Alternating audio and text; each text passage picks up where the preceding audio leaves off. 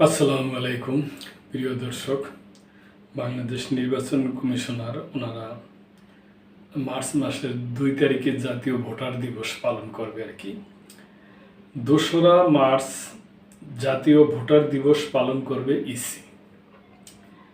অন্যান্য বারের মতো এবারও আগামী 2রা মার্চ জাতীয় ভোটার দিবস পালন করবে নির্বাচন কমিশন ইসি। শনিবার ইসি সচিবালয়ের সিনিয়র সচিব আখতার আহমেদ বলেন, মন্ত্রিপরিষদ বিভাগ থেকে জাতীয় ভোটার দিবস ঠিক করে দেওয়া হয়েছে।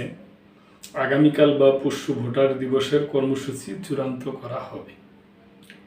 এ বিষয়ে ইসি সচিবালয়ের পরিচালক, জনসংযোগ ও তথ্য প্রদানকারী কর্মকর্তা মোহাম্মদ রুহুল আমিন মল্লিক বলেন, অন্যান্য বারের মতো এবারও আগামী 2রা মার্চ যথাযথ মর্যাদায় জাতীয় ভোটার দিবস পালন করা হবে। এজন্য প্রয়োজনীয় সকল প্রস্তুতি নেওয়া হয়েছে।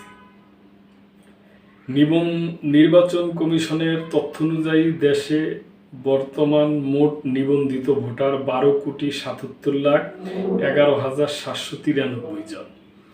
এর মধ্যে পুরুষ ভোটার 6,48,25,361 জন, নারী ভোটার 6,28,85,200 জন, আর ট্রান্সজেন্ডার 1,232 জন।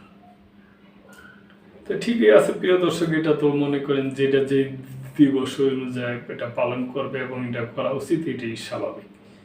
প্রিয় দর্শক, এ ব্যাপারে আপনাদের কোনো মন্তব্য থাকলে অবশ্যই করবেন এবং মেম্বারশিপ নিয়ে চ্যানেলটির পাশেই থাকবেন।